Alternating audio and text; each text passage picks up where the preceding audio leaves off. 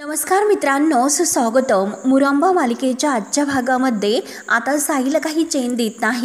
तो आता मुकादमांच्या घरामध्ये जे खुनी आहे तर ती मात्र आता ही माही आहे हे सर्व सांगण्यासाठी आता तो मुकादमांच्या गेटमधून आतमध्ये येतो. त्याला आता सर्व हे अक्षयला सांगायचे असते, म्हणून तो अक्षयला सांगण्यासाठी तेथे आलेला असतो. तेव्हा आता साई हा विचार करतो की जी चूक माझ्याकडून इतकी मोठी झालेली आहे तर ती चूक मला आता सुधारावी लागेलच. अक्षयला नेमकं खरी रमा कोण आहे हे मला सांगून राहावेच लागेल, शेवटी सांगावंच लागेल. आणि तेवढ्यात आता साई आतमध्ये यायला निघतोच, परंतु आता जे काही आतमध्ये जंगी पार्टी सुरू असते. सर्वजण आता गाणं लावून आता मस्त असे डान्स करत असतात आणि त्या गाण्यावर सगळेजण अगदी बेभान होऊन नाचत असतात. तेवढ्यात आता साईच्या कानावर ह्या सॉन्गचा आवाज पडतो. तेव्हा आता कुणाच्याही साईकडे लक्ष जात नाही, परंतु पार्वती आजीचे मात्र आता साईकडे लक्ष जाते. तेव्हा आता पार्वती आजी विचार करते की हा येथे आत्ता का आला असेल, म्हणून ती घाईने बाहेर येते आणि साईला म्हणते की अरे काय झाले, तू येथे असं का उभा आहेस, ये ना आतमध्ये. तेव्हा आता साई सांगतो की मला अक्षयला भेटायचं आहे. आजी विचारते की अरे पण इतकं काय झालेलं आहे. तेव्हा आता साई म्हणतो की हो, काही झाले तरी मला आत्ताच्या आत्ता अक्षयला भेटावं लागेल आणि त्याला सगळं काही सांगावे लागेल, मला त्यांच्याशी बोलायचं आहे. तर आजी म्हणते की अरे मी सुद्धा त्याची आजीच आहे, मला सांग की तू नक्की काय झालेले आहे ते. तेव्हा आता साई म्हणून जातो की हे बघा, एक खूप मोठी गडबड झालेली आहे, कारण आतमध्ये जी कोणी आहे ना तुमच्या घरात तर ती माही आहे, माही. तेव्हा आता जे काही आजीला नको हवेचे असते, म्हणजे आता हे साईला कळले, हे आजीला माहिती झालेले असते, म्हणून आता लगेच आजीला धक्का बसतो. आजीला आता साईचं तोंड बंद कसं करायचं याचा ती विचार करत असते. त्यानंतर मात्र आता इकडे इरावती आजी आता कुठे दिसत नाही, म्हणून आई कुठे गेली असेल. सगळेजण इथे आहेत परंतु आई कुठे गेली. त्यानंतर आता साई आजीला म्हणत असतो की हे बघा, खूप मोठा प्रॉब्लेम झालेला आहे. ज्या खऱ्या रम्या होत्या तर त्यांना आपण सगळ्यांनी हाकलून या घरातून लावले. आपल्याकडून खूप मोठा प्रॉब्लेम झालेला आहे आणि हे बघा, त्याच आपल्या खऱ्या रमा आहे, म्हणजे ज्या खऱ्या आहे तर ते मी सिद्ध सुद्धा करू शकतो.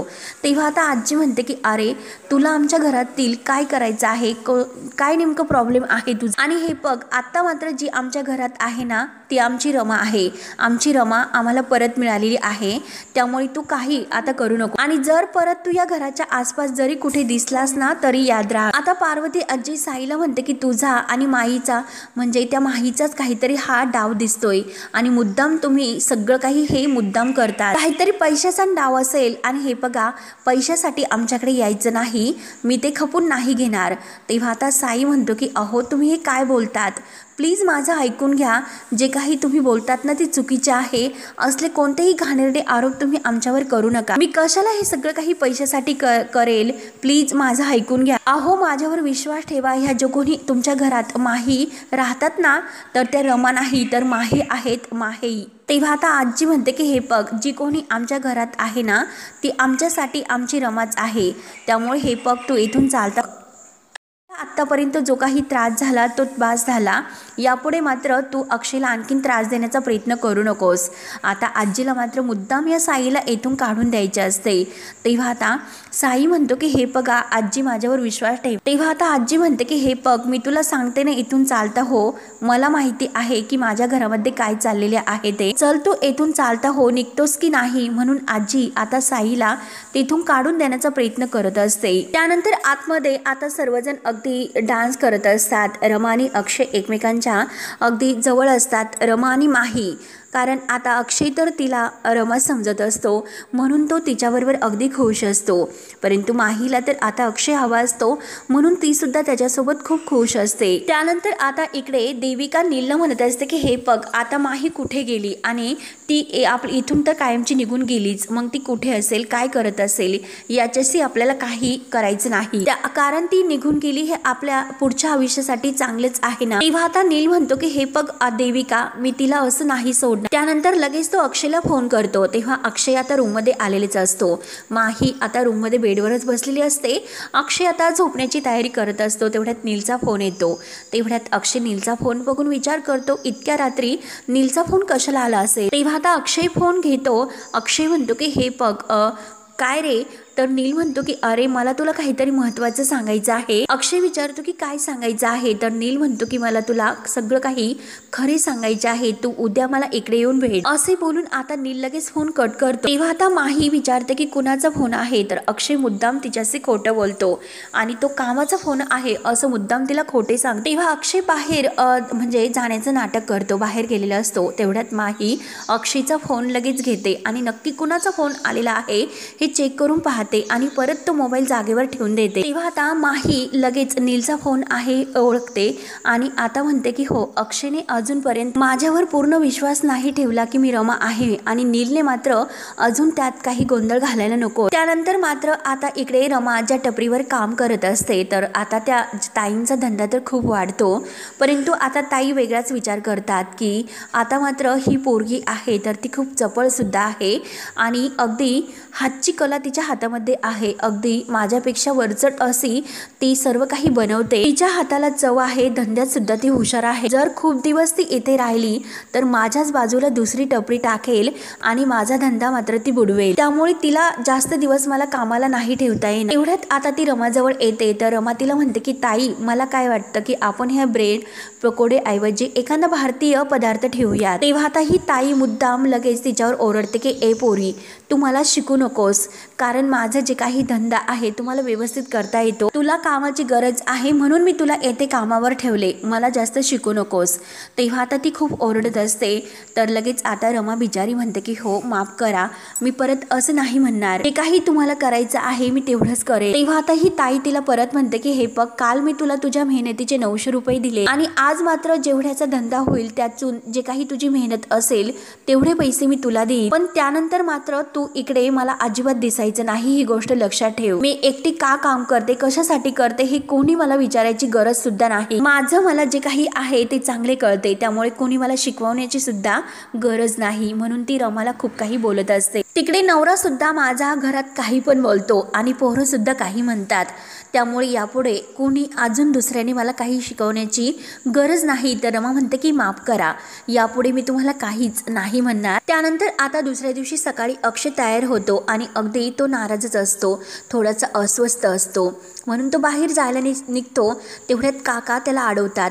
काका म्हणतात की अक्षय, अरे काय झालं, तू इतका अस्वस्थ का दिसतोस आणि आता सगळं व्यवस्थित आहे ना असं विचारतो. तेवढ्यात माही ही तयार होते आणि एका पडद्या आड लपून ती आता अक्षय आणि काका या दोघांचं बोलणं ऐकत असते. काका विचारतात की अक्षय, अरे इतक्या घाई आणि गडबडीत कुठे निघालास तू. तेव्हा आता अक्षय म्हणतो की ही काळजी खरी आहे का काका, हे बघ आपण ती म्हण ऐकतो, दिसतं तसं नसतं म्हणूनच जग फसतं. अगदी तंतोतंत ही म्हण आपल्या घरातील आणि घरातील माणसांना सुद्धा लागू पडते. जगाला असं वाटतं की आपलं घर खरंच किती संस्कृत आणि पुढारलेलं आहे, हे जगाला वाटतं. घरातील वातावरण किती छान आहे हे आज जगाला वाटते, परंतु आजपर्यंत तुम्ही माझ्याशी जे काही खोटं वागत, खोटीच जी काही आपल्या रमासारखी दिसणारी मुलगी तुम्ही माझ्यासमोर आणून ठेवली. मी तुमच्यावर विश्वास ठेवला आणि तुम्ही माझा विश्वासघात केला, तुम्ही माझ्या काळजीपोटी हे सर्व केले. तेव्हा आता काका सांगायला सुरुवात करतो की अरे हे बघ, खरंच आम्ही जे काही केले तर ते तुझ्यासाठी केले. परंतु अक्षय आता ऐकून घ्यायला तयारच नसतो आणि अक्षय निघून जातो. तर आता काका म्हणतात की आता हा कुठे निघाला असेल. त्यानंतर आता माही हे सगळं चोरून पाहते आणि विचार करते की नक्की हा अक्षय नीलला भेटायला गेला असेल, म्हणून ती सुद्धा आता तिकडे जायला निघते. त्यानंतर आता इकडे नील अक्षयची वाटच बघत असतो. तेव्हा आता अक्षय तिकडे येतो. अक्षय लगेच आता नीलची गचंडी धरतो आणि नीलला अगदी गचंडी धरत धमकावत असतो की काय रे, माझ्या बायकोला तू इतका त्रास दिलास, तिला बांधून ठेवलं होतं. त्यावर आता नील म्हणतो की हे बघ अक्षय, तू ऐकून घे, त्यावेळेस माझ्याकडे कोणताही ऑप्शन नव्हता आणि हे बघ, आता तुम्हाला जे काही तुला सांगायचं आहे तर ते ऐकून घे, ते तुझ्यासाठी खूप महत्त्वाचं आहे. तर अक्षय रागावलेलाच असतो. अक्षय म्हणतो की आता आणखीन काय आहे आणि माझी बायको तुला काही खेळणं वगैरे वाटते का, म्हणून तो आता अगदी नीलच्या कानामागे देतो. तेव्हा मात्र आता नील म्हणतो की अक्षय माझं ऐकून घे. अक्षय ऐकायला तयारच नसतो, तो नीलला चांगलं मारत असतो. त्यानंतर आता इकडे रमासुद्धा बाहेर जायला निघते, बॅग वगैरे घेते आणि ती जायला निघतेच तोच जान्हवी खाली येते. जान्हवी आता रमाला आवाज देते की रमा, अगं कुठे निघालीस. तेव्हा आता माहीला अगदी वैताग आल्यासारखा होतो आणि ती आता मुद्दाम असं म्हणून जाते की हे बाहेर गेलेत. तर जान्हवी म्हणते की अगं मी तुला काय विचारते, ती कुठे निघालीस. माही मुद्दाम खोटं सांगते की मी आईकडे निघाले म्हणून. तिच्याकडे माझं एक महत्त्वाचं काम आहे म्हणून मी तिकडे जायला निघाले। तेव्हा आता जान्हवी खुश होऊन तिला जा असं म्हणते आणि लगेच रमा आता तेथून इकडे यायला निघते। त्यानंतर आता इकडे अक्षय नीलचं काही ऐकून घेत नसतो, तो सारखं त्याला खूप मारत असतो। नील म्हणतो की हे बघ अक्षय, अरे तुला हवं तर तू मला पोलिसांकडे दे, परंतु मी तुला जे सांगतो ते ऐकून घे। अक्षय आता नीलला खूप बेदम मारत असतो, तर नील म्हणतो की अरे अक्षय प्लीज माझ्यावर विश्वास ठेव, मला तुला काहीतरी खूप महत्त्वाचे सांगायचे आहे, तुला जर तुझ्या आयुष्यामध्ये अजून घोळ होऊन द्यायचे नसेल तर तू प्लीज माझं ऐकून घे। अक्षय आता प्रचंड असा नीलवर चिडलेला असतो आणि तो आता अगदी त्याला तोंडात वगैरे अगदी बुक्क्यांचा मार देऊन म्हणतो की बोल नक्की तुला काय म्हणायचं आहे। त्यानंतर मात्र आता इकडे माही इकडे देविकाच्या तेथे घरी येते आणि ती बाहेरच असते। देविका धावत धावत तिच्या जवळ येते आणि आता रमाला म्हणजे तेथे पाहून ती विचारते की तू इथे काय करते। तेव्हा मात्र आता ही म्हणजे देविका आता माहीलाच रमा समजवते। तेव्हा आता माही म्हणते की मी माही आहे। तेव्हा देविका म्हणते की ओके तू माही, आणि तुला माहिती आहे का अक्षय इकडे आलेला आहे। तेव्हा आता माही म्हणते की हो मला माहिती आहे, परंतु नील त्यांना सगळं काही खरं सांगणार आहेस का, आणि अगं तुम्ही मला का त्रास देतात, मी गेले ना कायमची इकडून तिकडे राहण्यासाठी, तिकडेच राहणार आहे, आणि हे बघा मी तुमच्याकडे प्रॉपर्टी सुद्धा नाही मागणार, काहीच मी तुम्हाला मागणार नाही, त्यामुळे तुम्ही सुद्धा प्लीज मला त्रास देऊ नका। त्यानंतर आता इकडे नील अक्षयला म्हणतो की म्हणजे तुला कळले की रमा आणि माही दोघीही सारख्या दिसतात, आणि तुला हे सुद्धा एव्हाना कळलं असेल की तुझ्या घरच्यांनीच माहीला आश्रय दिला होता आणि रमा बनून ती काही दिवस तिकडे राहिली होती। तेव्हा आता अक्षय त्याला रागवून म्हणतो की हे बघ जर तुझ्याकडे काही महत्वाचा मुद्दा असेल तर बोल मग। तेव्हा आता नील म्हणतो की हो सांगतो, आणि तुला जरी इतकं महत्वाचं असेल माहिती तरी सुद्धा एक अशी महत्वाची गोष्ट आहे ती तुला माहिती नसेल, आणि हे बघ ज्या गाडीने रमाचा ऍक्सिडेंट झाला होता तर ती गाडी माहीचीच होती। तेव्हा आता हे ऐकल्यानंतर अक्षयला खूप मोठा धक्का बसतो। अक्षयला लगेच त्या क्षणाची आठवण होते, हुबेहूब त्याच्या डोळ्यासमोर रमाचा ऍक्सिडेंट झाल्याचं चित्र उभं राहतं। अक्षय नीलला विचारतो की काय बोलतोस, तर नील म्हणतो की हो तेव्हा मी तिच्या सोबतच होतो, आणि स्वतः मात्र मी ती गाडी स्कॅटमध्ये टाकली होती कारण माहीवर कुणाचा संशय जाऊ नये म्हणून। त्यानंतर आता देविका इकडे माहीला म्हणत असते की माझं ऐकून घे, कारण हीच वेळ आहे आता अक्षयला पटवण्याची। म्हणते की हे बघ मला आता इथून पुढे कुणाचे काही ऐकून घ्यायचे नाही, अगं तिकडे जी काही आहे ना त्या घरामध्ये तर ती रमा आहे, आणि इकडे जी काही आहे ना ती माही आहे, आणि जर तू शहाणी असेल तर आता मी तुला सांगते की तू अक्षय समोर माहीच्या कपड्यात जा, अगं मग निदान पुढचे काही दिवस त्याचा तुझ्यावर विश्वास तर बसेल। तेव्हा आता देविका जे काही सांगते ते माहीला पटत असते, म्हणून ती देविकाच्या बोलण्यावर विश्वास ठेवून जे काही आहे ते करायचं ठरवते। त्यानंतर आता इकडे अक्षयला जे काही नीलने सांगितले तर नीलने आता सांगितल्यानंतर अक्षयला आणखीन राग येतो, तो आता नीलवर मारण्यासाठी हात उगारतो त्या माहीकडे तर मी नंतर बघतो, परंतु अगोदर तुझ्याकडे। तेव्हा आता नील म्हणतो की हे बघ आता मी तुला जे काही सांगितलेले आहे की तिने हे सर्व मुद्दाम केले की ठरवून केले, आणि काही म्हणजे वेगळं की काही असेल तिचं कारण ते मला नाही माहीत, आणि ती हे सगळं ठरवून करू शकते कारण तिचा अगोदरपासून तुझ्यामध्ये इंटरेस्ट असेल म्हणून, परंतु हे बघ मला यातील काही माहिती नाही, मी फक्त माही सोबत होतो, मी फक्त तिचा पैदा आहे, त्यामुळे मला जे काही आहे ते काहीच माहिती नाही। म्हणून नील आता अक्षय बरोबर जे काही सांगतो ते सगळं काही खोटं सांगून तो आता माहीबद्दल सगळे काही आरोप करतो। मी एक साधा माणूस आहे, माझ्यावर विश्वास ठेव, मी तुला आता जे काही सांगितले ते सगळं खरं आहे। तेव्हा अक्षय आता हसत असतो आणि त्याला म्हणतो की तू साधा माणूस असू शकत नाही। तेव्हा आता लगेच नील विचारतो की अरे माही रमा म्हणून तुझ्या घरात राहतेत ना। तेव्हा आता अक्षय म्हणतो की हो होती, ती आमच्या घरामध्ये राहत होती, तिला आता आम्ही घराच्या बाहेर काढली, माझी रमा घरात परत आलेली आहे, त्यामुळे त्या माहीला आणि नील तुला मी नाही सोडणार असे धमकावून आता अक्षय तेथून निघून जातो। परंतु आता नीललाही जे काही समजते की आता रमा घरात परत आली, मग माही कुठे गेली, आणि माही अक्षयच्या घरी नाही, मला तर असं वाटलं होतं की ती अक्षयच्याच घरी आहे, म्हणूनच मी त्याला येथे बोलावून जे काही सांगितले ते सगळं खरं सांगितलं, आणि माही अक्षयच्या घरी नाही, मग आता कुठे असेल ती माही, म्हणून आता तो विचार करत असतो। आणि तेवढ्यात आता अक्षय हा बाहेरच येणार असतो। देविकाने आता जे काही माहीला कपडे वगैरे घालून त्या ड्रेसमध्ये तयार होण्यासाठी सांगितलेले असते, म्हणून आता लगेच ती बाहेर तयारच असते। अक्षय जेव्हा बाहेर येतो आणि तिला पाहून आता अक्षयला आणखीन राग येतो। आता अक्षय हा माहीजवळ येतो आणि माहीजवळ येऊन तो म्हणतो की तुला तर पोलिसांच्या ताब्यातच द्यायला हवे, त्याच लायकीची आहे तू। माही मुद्दाम म्हणते की हो ना, अरे तू तर अपमान करून मला शेवटी घराच्या बाहेर काढलंस ना, बरं ओके, तुला जायचं आहे ना पोलिसामध्ये तर जा मग, परंतु हे बघ माझ्याबरोबर तुझ्या घरातील लोकांना सुद्धा त्याची शिक्षा मिळेल हे लक्षात ठेव, कारण त्यांनीच मला घरामध्ये घेतलं होतं. तेव्हा आता अक्षयला इतका राग येतो. अक्षय जोरात आता माहीची गचंडी धरतो, तिच्या गालगुच्च्या धरतो. तेव्हा आता त्याला इतका राग आलेला असतो. तर माही म्हणते की हो मला मारून टाकायचं आहे ना, मग टाक मारू, तुझ्या प्रेमासाठी मी जीव दिला असे समजून. आणि हे बघ अक्षय, आजपर्यंत तुम्हाला पहिल्यांदा माही म्हणून भेटतोय, मग तुला सुद्धा कळून दे की रमापेक्षा जास्त प्रेम आता ही माही तुझ्यावर करते.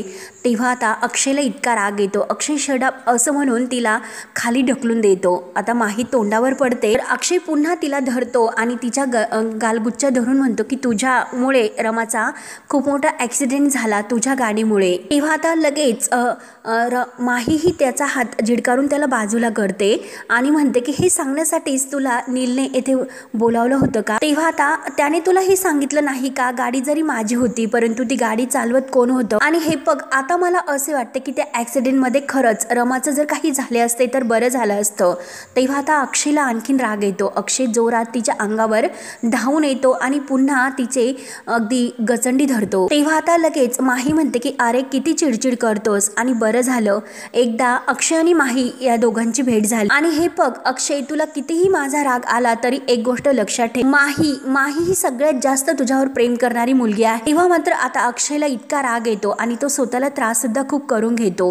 त्याला आता ह्या माहीचं काय करू आणि काही नाही अशी त्याची अवस्था होते. तेव्हा तो तेथील एक कुंडी उचलतो आणि जोराने तो माहीच्या अंगावर फेकणार, परंतु बाजूला फेकून देतो. तेव्हा आता अक्षय खूप असा रागवलेला असतो. तर माही त्याला जोरात ओरडून म्हणते की अरे तू दिलेली जखम सुद्धा माझ्यासाठी औषधासाठी सारखीच आहे. कारण आता अक्षयने जेव्हा ढकलून दिले तर माहीच्या हाताला अगदी जखम झालेली असते आणि ती त्या जखमेकडे पाहत असते. त्यानंतर आता इकडे दिवसभर रमाने जे काही त्या टपरीवर काम केलेलं असतं तर ती ताई तिला त्या कामाचे पैसे देते आणि ती ताई म्हणते की अगं तुझ्या हाताला खरंच खूप चव आहे, परंतु लोक मात्र उद्या माझ्या हाताची चव सुद्धा विसरतील, तुझंच नाव घेतील, तुझ्याच नावाचा उद्या ते उदय करतील, म्हणूनच हे बघ मला आता तुझं हे काम नकोय. तेव्हा आता रमा म्हणते की बरं ठीक आहे, तुम्ही जेवढी मला मदत केली आहे ती खरंच माझ्यासाठी पुष्कळ आहे. म्हणून रमा तिला आता हात जोडून अगदी नमस्कार करते आणि तेथून ती शेवटी जायला निघते. तेव्हा आता रमा तेथून जात असते आणि आता तिच्या कामाचे 1800 रुपये झालेले असतात आणि त्यात म्हणजे आता तिच्याकडे जे काही अगोदरचे 200 रुपये असतात तर ते आता सगळे मिळून 2000 रुपये होतात. म्हणून रमा म्हणते की आता माझ्या आयुष्याची सुरुवात आता ह्या 2000 रुपयापासून होते. परंतु आता तिला वाईट या गोष्टीचं वाटत असते की तिची ही सुरुवात करताना आज तिच्यासोबत तिचा अक्षय नसतो, म्हणून तिला अक्षयची खूप आठवण येत असते. तिला खूप इतकं वाईट वाटतं, डोळे भरून येतात, परंतु शेवटी तिला आता पुढचं पाऊल उचलावं लागतं. त्यानंतर आता इकडे अक्षय निघून गेल्यानंतर देविका तेथे समोर येते आणि माही तर इथे खालीच बसून असते. देविका तिला आता उठण्यासाठी हात पुढे करते तर माही देविकाचा हात धरते. तेव्हा माही उठून उभी राहते तर देविका तिला विचारते की काय तीर तर व्यवस्थित लागला ना? आणि हे बघ आता मात्र अक्षयला कधीही संशय नाही येऊ शकत. तेव्हा आता माही म्हणते की हो मग मी सुद्धा आता कायमची रमा होणारच. तेव्हा आता देविका म्हणते की अगं एक नंबरची मूर्ख मुलगी आहेस तू. अगं हे बघ स्वतःचं सगळं काही विसरून, स्वतःची ओळख विसरून तू तिकडे जाऊन त्या अक्षयसाठी त्या घरामध्ये राहिली. अगं मी होते म्हणून ही जी काही सिच्युएशन आहे तर ती मी हँडल केली, परंतु रमा आल्यानंतर काय होईल तुझं याचा विचार केलास? अगं ती रमा त्या घरात आल्यानंतर तिचं जे काही हक्काचं स्थान आहे तर ती परत मिळवेल. तेव्हा आता माही म्हणते की देविका तुला माहिती आहे का मी काय करतेस? देविका म्हणते की नाही मला नाही माहिती आणि तुला सुद्धा माहिती नाही, कारण अगं तुला खरंच त्याची समजच नाही. आणि हे बघ माही मी तुला एक सल्ला देते, परंतु तरीही मी जे काही सांगेल ते तू ऐकणार तर नाहीच, परंतु एक मैत्रीण म्हणून मी तुला सल्ला देईलच. आता ना मला तुझ्याकडून प्रॉपर्टी मिळवायची आणि तुझ्यावर अगदी हुकूम गाजवायची. शेवटी मला जे मिळवायचं होतं ते मी मिळवलंच. आणि जर तुला खरोखर रमा बनवायचं असेल, तिला जर बाजूला ठेवायचं असेल तर अक्षयची सगळी काही प्रॉपर्टी आणि त्याचे जे काही कागदपत्र आहे तर ते सगळं तुझ्या नावावर करून घे, तरच तू त्या घरात हक्काने रमा बनून राहू शकते. आणि हे बघ त्याच्या नकळतपणे तू हे सर्व करू शकते, म्हणजे तू इझिली त्याला ब्लॅकमेल करू शकते. रमा तर काय, रमा कधीही प्रूव्ह करू शकेल की ती रमा आहे आणि तू माही आहेस. अगं माही हे बघ हे खूप हे जे असतं एक DNA टेस्ट केल्यानंतर सगळं कळून जाईल आणि हे बघ तू वाहवत जाणारी एक मुलगी आहेस आणि हे बघ तू माझ्यासारखा प्लॅन नाही करू शकत, म्हणजे तुला तसं करताच येत नाही, म्हणून तुला सांगते की हे बघ एक शहर अगदी बिझनेस वुमन म्हणून मी तुला एक सल्ला देते। आणि बाय द वे माही, अगं बिझनेस वरून मला आठवलं, आपल्या बिझनेसच्या काही कामासाठी मी परदेशामध्ये जाते, फ्रान्समध्ये मी जाणार आहे, त्यामुळे हे बघ तुला सतत हे जे काही सांगण्यासाठी मी येथे तुझ्या आजूबाजूला तर नसेल, त्यामुळे मी तुला एकदा पुन्हा सांगते की नीट सगळ्याचा तू विचार कर, मी तुला जे काही सांगितलेले आहे त्याचा तुला तुझ्याबद्दल विचार करायचा असेल तर शेवटी तुला वाईट व्हावंच लागेल, वाईट वागावंच लागेल, आणि जर तुला रमा बनून येथे हक्काने राहायचं असेल तरच हे सर्व मी तुला जे काही सांगते ते ऐकावं लागेलच। त्या केसमध्ये गिल्ट येता कामा नये, कारण जे आपल्यासाठी चांगले असते ते लोकांना आवडते असं काही नसतं, आणि हे बघ एकदा तू या सगळ्याचा विचार केला तरच तू स्वतःला बदलू शकते। आणि सो ऑल द बेस्ट आणि गुड बाय करून आता देविका तेथून निघून जाते, परंतु माही आता देविका जे काही बोललेले आहे तर त्या विचारात पडते। त्यानंतर आता इकडे रमा मात्र एका झाडाखाली निवांत येऊन बसते, कारण तिला आता कुठे जायचे काय जायचे काहीच माहिती नसते, कारण आता जी नोकरी होती ती सुद्धा आता तिचं ते काम गेलेले असते। बिचारी एकटीच बसलेली असते विचारात, तिला अक्षयची आठवण येते आणि अक्षय ती आता मुलीसोबत अगदी छान बलून्स खेळत आहे, ते स्वप्नामध्ये ती पाहत असते। दोघे आता त्या मुलीबरोबर इतके अगदी सुखी जीवन जगतात हे सर्व काही तिला समोर देत असते, आणि तेवढ्यात मात्र तिला असं स्वप्न दिसत असताना मात्र तिच्या अंगावर आता वरून काहीतरी पडते आणि तेवढ्यात ती स्वप्नातून बाहेर येते, कारण जे काही आता समोर एक मुलगा आणि त्याचे ते आई वडील हे एकमेकांबरोबर खेळत असतात। ती मुलगी तिच्या आई वडिलांबरोबर इतके छान बलून्स खेळत असते आणि ते तिचे लाड करत असतात, आणि रमा मात्र आता आपलीच मुलगी आहे आणि आपण अक्षयसोबत एकत्र आपली फॅमिली आहे याचं ती स्वप्न पाहते, आणि स्वप्नातून जेव्हा बाहेर येते तेव्हा समोर तिला हे दृश्य दिसते, तेव्हा तिला आता आपल्या जीवनाची आठवण होते की खरंच सगळं काही आता आपल्या आयुष्यातील संपले, सगळं काही आता जे काही आपलेच होते तर आपल्यानीच आपल्याला ओळखलं नाही, आपली साथ सोडली, आणि खरंच तू कम नशिबीच आहे, सगळेजण कायम तुला सोडून जात असतात, अगदी सख्खी सुद्धा तुझा विचार करत नाही। म्हणजे हेच बघ की आई वडील सुद्धा लहानपणापासून ज्यांनी तुला अंगाने खांद्यावर खेळवलं, ज्यांनी बोट धरून चालायला शिकवलं, उभं राहायला शिकवलं, तर ते बाबा सुद्धा मला कायमचे सोडून गेले,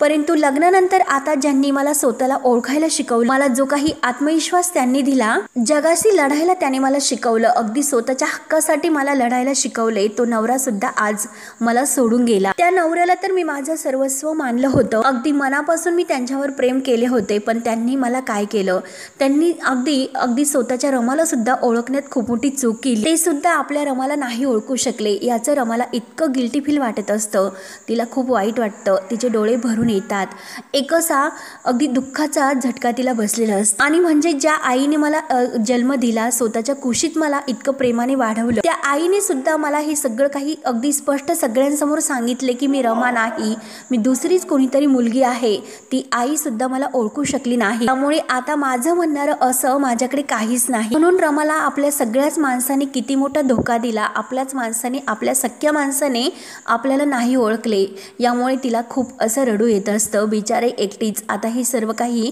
आठवत आता तेथे बसलेली असते। तेव्हा आता मित्रांनो हा भाग येथे संपतो। पुढील भागामध्ये आता रमा ही गाडी चालवत, म्हणजे ही माही असते तर ती आता तेथे रोडने जात असते आणि आता स्वतःलाच म्हणत असते की हो मी आता स्वतःला सिद्ध करून दाखवले की मीच रमा आहे, रमा अक्षय मुकादम, त्यामुळे रमा आता तुझा खेळ संपला। तर रमा आता रोडने बिचारी एकटीच विचार करत चाललेली असते, रमा रोडने जात असते आणि माही ती गाडी चालवत तिच्या अंगावर ती गाडी घालणार म्हणजे येतच असते, रमा तरी सुद्धा आता गाडी अंगावर येते हे बघून घाबरत नसते। तेव्हा आता रमा त्या गाडीसमोर उभी राहते, माही जोरात गाडी चालवत येते आणि रमा गाडीसमोर आहे हे बघून ती आता जोराने ब्रेक दाबते। तेव्हा आता माही गाडीच्या खाली उतरते आणि रमाला म्हणते की तुला मरणाची भीती नाही वाटत का? तेव्हा आता रमा म्हणते की हो अगं माझा चेहरा मात्र तू घेतलास, परंतु माझं मन कुठून आणशील, म्हणून ती आता रमाच्या चेहऱ्याला हात लावते। माही रागाने तिचा हात बाजूला अगदी झिडकारून देते आणि म्हणजे नेमकं काय असं तिला विचारते। तेव्हा आता लगेच रमा म्हणते की अगं माही खेळ तर आता सुरू झालेला आहे। तेव्हा आता खेळ म्हटल्यानंतर माही लगेच घाबरते। तेव्हा मित्रांनो आता पुढे काय काय होतं हे पाहण्यासाठी आपल्या चॅनलला नक्की सबस्क्राईब करत राहा। धन्यवाद।